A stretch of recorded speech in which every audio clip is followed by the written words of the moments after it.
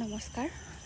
মই পৰহি এটা পোষ্ট দিছিলোঁ আৰু সেই পোষ্টটোত ভাৰতৰ বিভিন্ন প্ৰান্তৰ মানুহে চাইছে, অলপ চলপ ডনেশ্যন দিছে। যথেষ্টখিনি সঁহাৰি পাইছোঁ আজিলৈকে।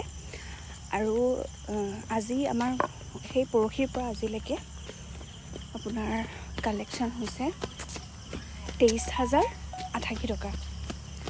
আৰু মই 2 টকা হওক 10 টকা হওক যিমান দিছে 5,000 হওক চবৰে স্ক্ৰীনশ্বট মানে মোৰ লগত আছে। গোটেই হিচাপ মই ষ্টেটাছত দি আছোঁ, আপডেট দি আছোঁ। আপোনালোকে নিশ্চয় পাইছে। এতিয়া মই আপোনালোকক সেইদিনা ভিডিঅ' এটা দিছিলোঁ, কালি দিছিলোঁ ভিডিঅ' এটা। মই কৈছিলোঁ যে এইখিনি পইচা মই মানে অকণমান বেলেগ কিবা এটা কৰিম বুলি ভাবিছিলোঁ। কিছুমান মানুহৰতো গোটেই ঘৰ বাৰী উটি গ'ল ন, অৱস্থা নাই। এতিয়া তেওঁলোকৰ তাত শুকাইছে।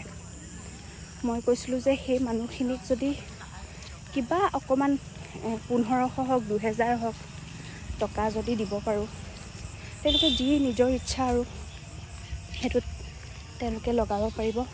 নাইবা যদি পইচা কম উঠে, তেতিয়া ভাবিছিলোঁ মই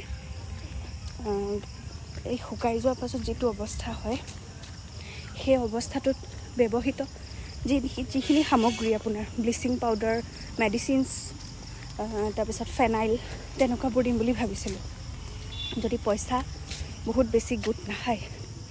এতিয়ালৈকে আমাৰ হৈছে 23,088 টকা। মই আপোনালোকক জনাইছোঁৱে। আৰু মই এতিয়া কি কৰিলে ভাল হ'ব, আপোনালোকে মোক প্লিজ এটা কমেণ্ট কৰিব। ধন্যবাদ থাকিল সকলোকে।